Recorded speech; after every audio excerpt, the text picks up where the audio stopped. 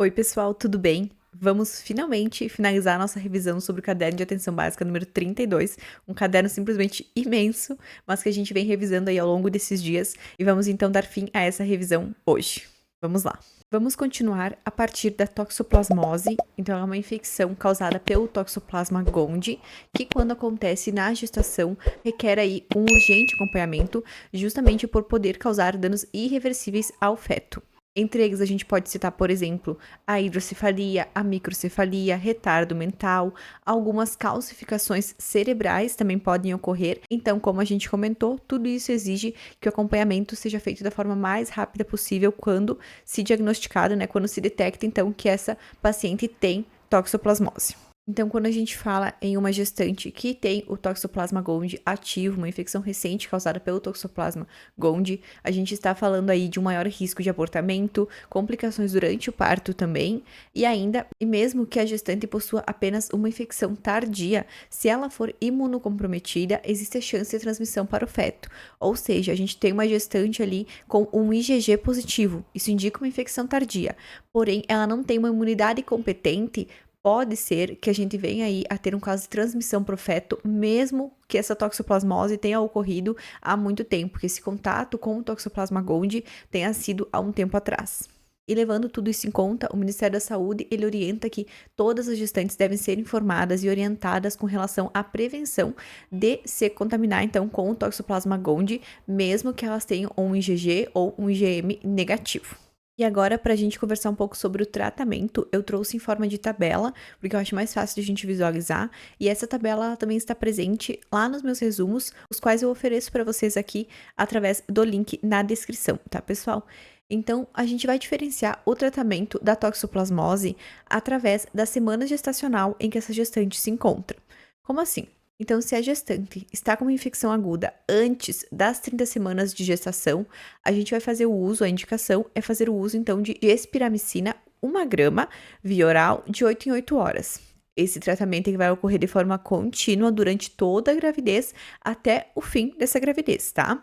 Já quando a gente tem uma gestante com mais de 30 semanas de gestação e uma infecção aguda pelo Toxoplasma gondii, a orientação que a gente tem com relação ao tratamento medicamentoso é da associação de pirimetamina, 25mg, com sulfadiazina, 1500mg. Essas duas medicações, elas vão ser dadas a cada 12 horas, também de forma via oral. E é importante ainda salientando que deve-se acrescentar o ácido folínico 10mg por dia. Isso aqui, pessoal, é diferente de ácido fólico, tá? É ácido folínico 10mg por dia, juntamente com essas outras duas drogas que a gente comentou aqui. Eu trouxe uma informação importante para a gente comentar também com relação à mudança de tratamento conforme a semana gestacional. Então, por que quando a gestante já está com mais de 30 semanas de gestação, a gente não vai utilizar a espiramicina e sim essas drogas aqui? Então, a espiramicina, ela não está indicada nessa fase gestacional, ou seja, quando a gente está falando de uma infecção aguda após as 30 semanas, se a gestante possuir IgG e IgM positivos, pois ela, a espiramicina, né, ela é utilizada como forma de deter, retardar a transmissão do Toxoplasma gondii de forma placentária. Visto que nesses casos, no final da gestação, a probabilidade de já haver uma infecção fetal é muito alta, não está indicada como método para conter o Toxoplasma gondii. É por isso, então, que o tratamento vai mudar conforme a semana gestacional, certo? Agora vamos revisar um pouco sobre tuberculose. Então, a tuberculose é uma doença infecciosa causada pelo bacilo de Koch. A gente tem, então, as gestantes apresentando os mesmos sintomas que a população em geral para essa doença, e o tratamento, ele também vai ser feito da mesma forma que para a população em geral, com a associação das medicações rifampicina, isoniazida, pirazinamida e etambutol. Essas medicações vão ser tomadas em dose única diariamente, e é preferível, então, que o paciente esteja em jejum para tomar as medicações. E eu trouxe outra informação aqui para a gente finalizar esse assunto da tuberculose, que se tratando da amamentação, a gente não tem uma contraindicação. Então, a mãe com tuberculose, ela pode amamentar, também não tem nenhuma restrição com relação à medicação, tá? Porém, a única exceção que a gente tem, então, são para os casos em que a gestante possui mastite tuberculosa. Aí, de fato, ela não vai poder amamentar o bebê. Mas, se tratando somente de tuberculose, não há nenhuma contraindicação com relação à amamentação. Agora, revisando brevemente sobre a hanseníase. Então, a hanseníase, ela é uma doença causada pelo bacilo Mycobacterium leprae.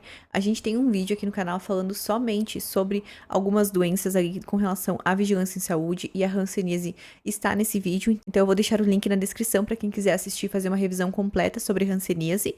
Mas aqui a gente só vai revisar mesmo nesse contexto de gestação, tá? Então, como a gente já viu anteriormente em outros vídeos, a hanseníase, ela é uma doença que pode acometer aí pele e nervos do paciente. E apesar de ela não agravar facilmente, muitas vezes levar anos para o paciente manifestar os sintomas, ela pode ser transmitida de forma muito rápida quando o paciente não está fazendo o tratamento adequado, tá? Mesmo que ele não tenha os sintomas, ele pode estar transmitindo desde que ele não esteja fazendo o tratamento.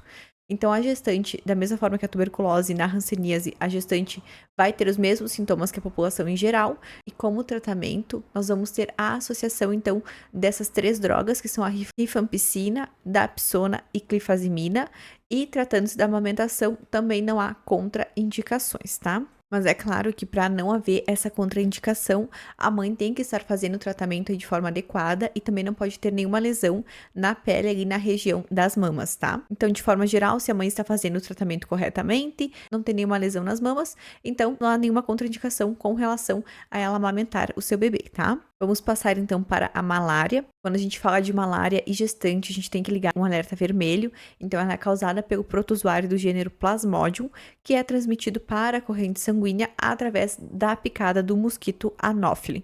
Então, esse mosquito aqui precisa picar o ser humano e estar infectado com o protozoário do gênero Plasmodium para, de fato, se ter a transmissão da malária.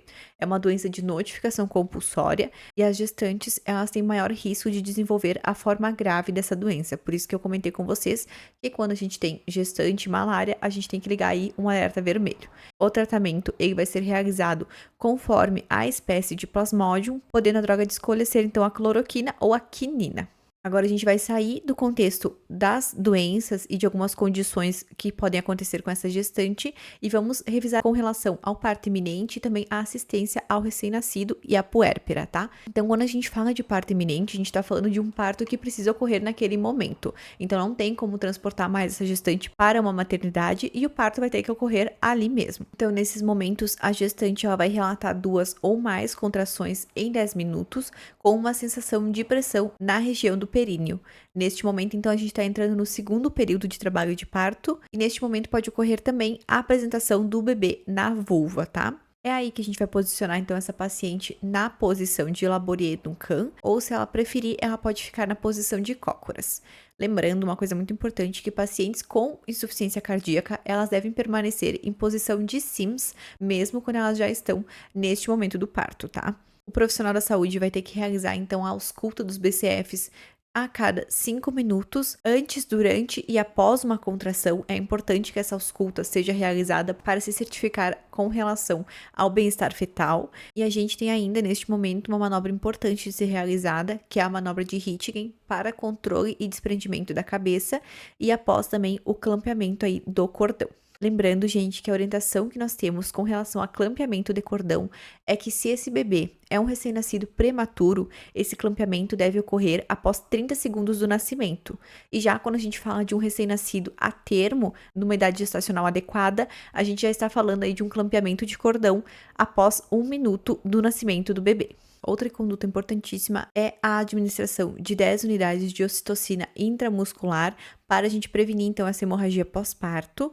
E lembrando que em casos de hipotonia uterina, ou seja, quando o útero não contrai normalmente, e aí a gente tem um risco maior ainda de hemorragia, deve ser realizada a massagem uterina, mais a infusão de 30 a 60 unidades de ocitocina em solução glicosada de 1000 ml a 40 gotas por minuto nessa mulher, tá? E quando esse sangramento excessivo continua, mesmo após a tomada de todas essas condutas, deve-se investigar a possível retenção de restos placentários ou ainda possíveis lacerações de trajeto nessa mulher.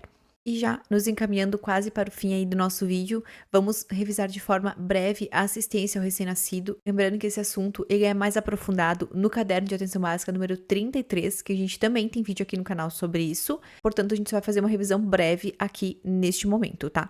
Então, o profissional, ele tem que atentar, quando a gente está falando aí de assistência ao recém-nascido, para prevenir a perda de calor desse bebê, vias aéreas, para que esse bebê tenha vias aéreas pérvias e também a questão do índice de Apgar. Eu trouxe a tabelinha para a gente revisar também do índice de Apgar, quais que são as classificações, isso aqui também pode cair em prova, então é importante que vocês tenham sempre nas anotações de vocês para ter aquela revisão constante, para gravar mesmo e entender essa questão do Apgar. Então, um Apgar de 7 a 10 a gente vai considerar normal. Já um Apgar de 4 a 6, ele é considerado um Apgar intermediário, pode ocorrer em recém-nascidos prematuros, com malformação congênita, ou ainda devido a algum medicamento aí utilizado pela mãe. Nesse caso, ele não apresenta necessariamente um risco para a disfunção neurológica, tá? Já um Apgar de 0 a 3, a gente vai ter maior risco de mortalidade e um leve aumento de risco para a paralisia cerebral. Lembrando que um Apgar baixo isoladamente, ou seja, somente um Apgar baixo, ele não representa disfunção neurológica tardia, ou seja, ele não quer dizer que necessariamente, futuramente, esse bebê vai ter aí uma disfunção neurológica. Isoladamente, ele não significa isso, tá? Então é importante a gente se atentar a esses detalhes. E quando a gente tem aí o recém-nascido, é necessário fazer também a aspiração das vias aéreas, lembrando de não se introduzir muito bruscamente a sonda para a gente evitar a bradicardia e também uma apneia por reflexo vagal, tá? Se inicia também com uma compressão leve do dorso para que o recém-nascido inicie de fato a respiração. E se essa respiração não se iniciar voluntariamente, a gente faz o uso da ventilação por pressão positiva para se solucionar então essa questão. Na sequência, vai ser avaliada a questão da respiração, da frequência cardíaca e da cor desse bebê. E é importante que na hora do clampeamento do cordão se avalie se o cordão está ok. Ou seja, se nós temos 2 artérias e uma veia, porque alguma alteração e alguma ausência pode indicar então uma malformação de trato gastrointestinal, por exemplo, tá? E vai ser administrada então a vitamina K 1 mg nesse recém-nascido de forma intramuscular. E para findar o nosso vídeo de hoje, vamos falar sobre puerpério e eu resolvi trazer algumas informações que são frequentemente aí cobradas em provas, tá? Com relação à consulta de controle, então, da puérpera, ela deve ocorrer até o 42º dia de vida. Lembrando que algum protocolo municipal pode mudar um pouquinho, adicionar consultas a mais com relação a essa orientação, mas, segundo o Ministério da Saúde, de forma geral, a gente tem essa orientação com relação à consulta dever ocorrer até o 42º dia de pós-parto, certo? E lembrando também que no momento da alta do hospital, essa mulher já deve sair da maternidade com todas as orientações necessárias com relação ao local onde ela vai realizar essa consulta de pós-parto, onde que vai ser a primeira consulta do recém-nascido, bem como algumas orientações de forma geral com relação ao cuidado a esse recém-nascido. Bom, pessoal, finalmente terminamos de revisar esse caderno, então eu espero que esses vídeos tenham contribuído aí com os estudos de vocês. Deixem o seu feedback nos comentários, é sempre bom ter um retorno de vocês, isso me motiva também a continuar trazendo conteúdo para vocês aqui. Não deixem de assistir aos demais vídeos que a gente tem no canal, e a gente se vê aí no próximo vídeo. Um grande abraço, pessoal, até a próxima!